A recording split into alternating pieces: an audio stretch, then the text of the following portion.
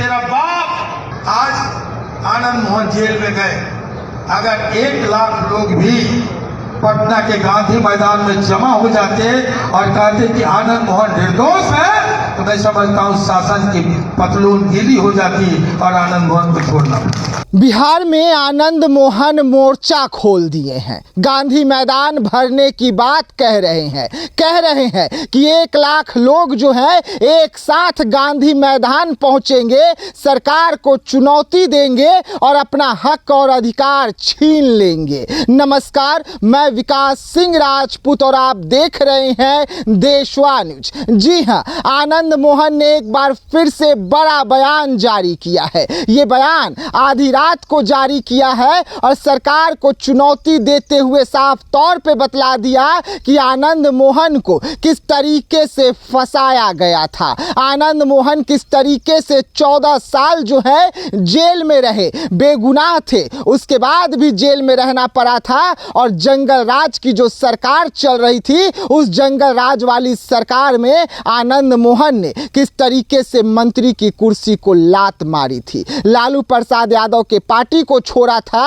और 1 लाख लोग जो है किस तरीके से गांधी मैदान भरने वाले थे, एक एक बात बतला दिया है। पहले आप आनंद मोहन के तमाम बयानों को सुने।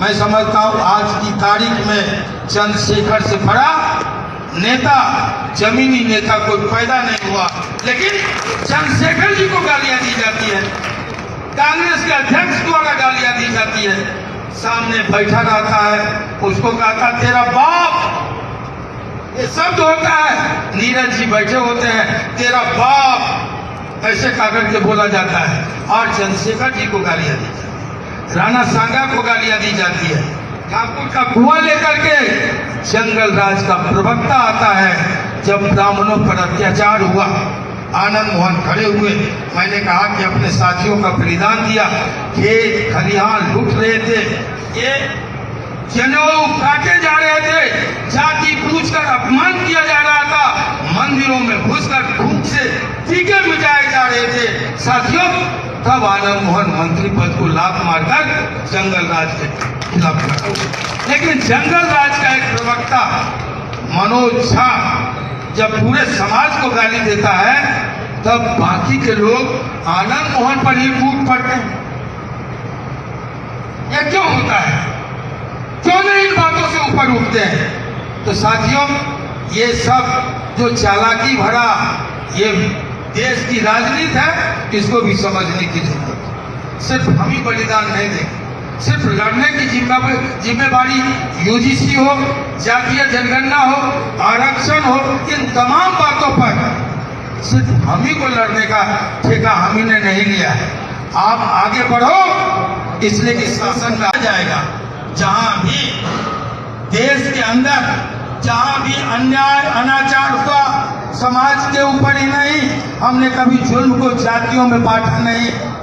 लेकिन साथियों, चाहे दलित हो, चाहे पिछड़े हो, चाहे अल्पसंख्यक हो, सबों के, चाहे सवर्ण हो और चाहे स्वजातीय हो, हम लोगों ने पुरजोर अपनी ताकत भर लड़ने का काम किया।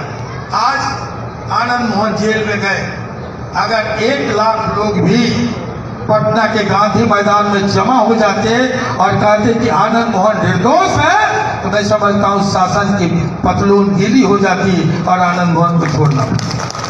लेकिन हर सवाल पर खड़ा होने वाले आनंद मोहन जब जेल जाते हैं, तो उसके सवाल पर आप खड़े नहीं होते, तब फिर इन समारोहों का कोई मतलब नहीं है।